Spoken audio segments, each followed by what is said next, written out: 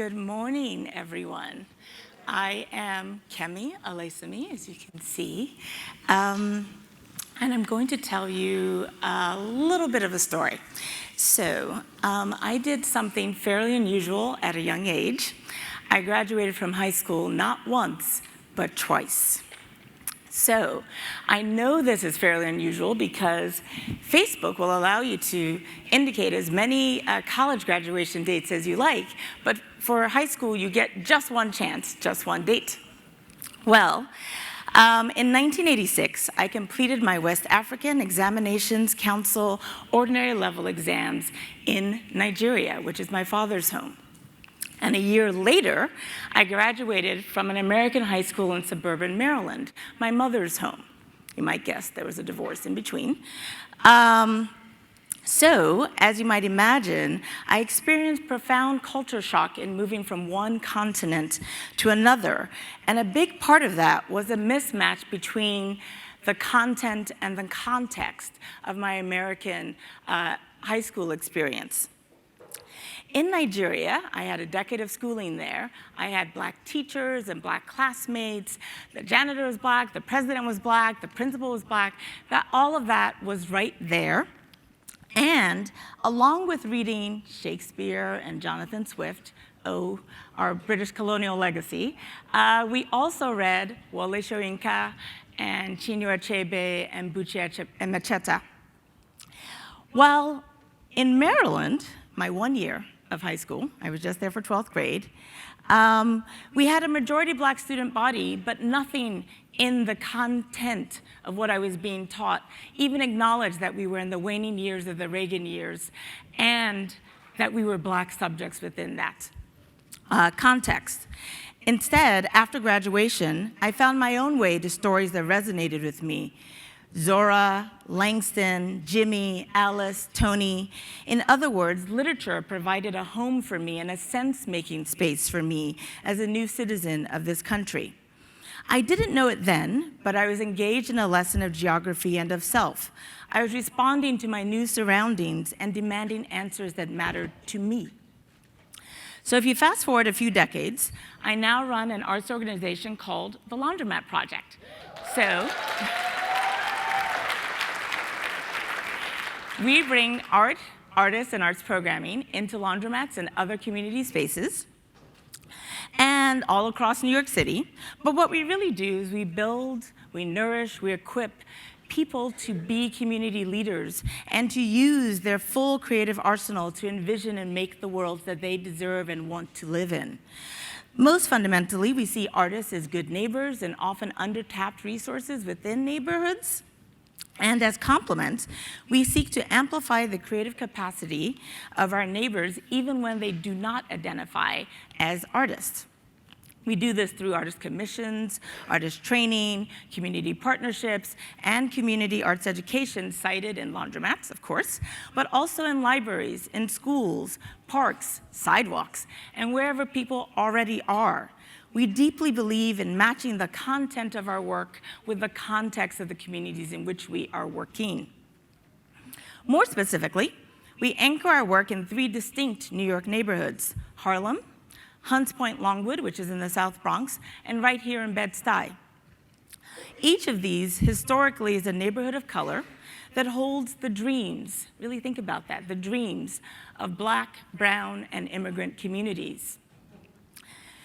So, right now, these neighborhoods, among many in this city and elsewhere, are also faced with head-spinningly rapid socioeconomic change. Think of rising rents and displacement, dramatic shifts in income and education levels, seemingly overnight flips in racial and ethnic makeups in neighborhoods. And my personal bear, often subtle but really impactful shifts in cultural norms. The price of coffee, how loud you get to play your music, do you or do you not greet your neighbors? All of those little things that really make a neighborhood. So, I'll tell you another short story. And I'll take us to Hunts Point, a few miles north of here, Longwood, Hunts Point Longwood in the South Bronx. Still early in its gentrification wars, but very much present and coming. This is one of the most community-powered neighborhoods I've ever experienced and been a part of. with locally run organizations of every stripe, many of which helped to rebuild the Bronx after extreme government neglect of the 1970s and 80s. It is a neighborhood struggling with economic disenfranchisement, school-to-prison pipeline issues, climate change, and food access issues as well. And this is in the midst of the thousands of trucks that go in and out of that neighborhood so they can bring food to the rest of us across the city. But right there, finding fresh food is actually quite difficult. So it is with a sense of purpose that the LP has recently embedded ourselves in a 2-bedroom apartment on historic Kelly Street, which is in Longwood, where we are partnering with a thriving community garden, affordable housing developer, and a community-based organization to manifest a truly local creative community hub. And most importantly, we are partnering with the people who make up this geographic space. So I'm thinking of Ms. Hopi and her husband Robert and her sister Carol, all of whom raised families in that neighborhood and have lived there for decades. I'm thinking of Sajada, Isaiah, 9 years old, and his mother, Faye, Sonia, Lonnie, and so many other neighbors.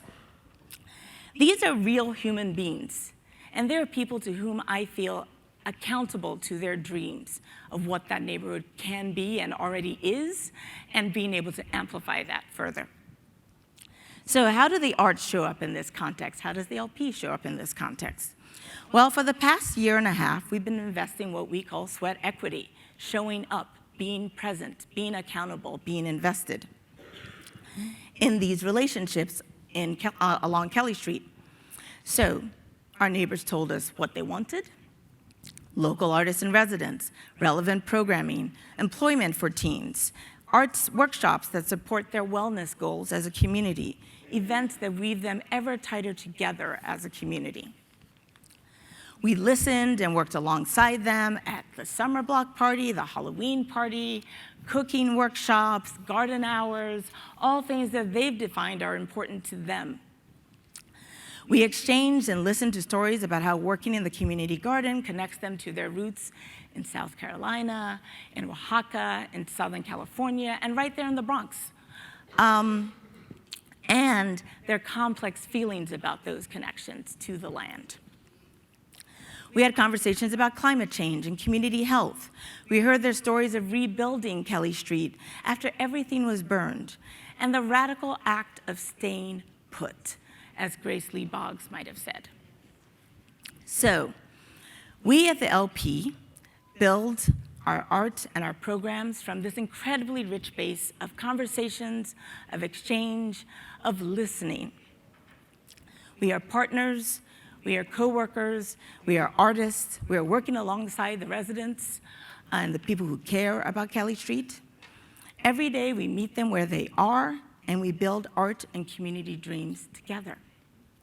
So, in this section on the geography of learning, I look forward to hearing more about the relationship between content and context as we hear about Indigenous lands, South Africa, and education as self-determination right here at the Boys and Girls High School of Bed-Stuy. Thank you.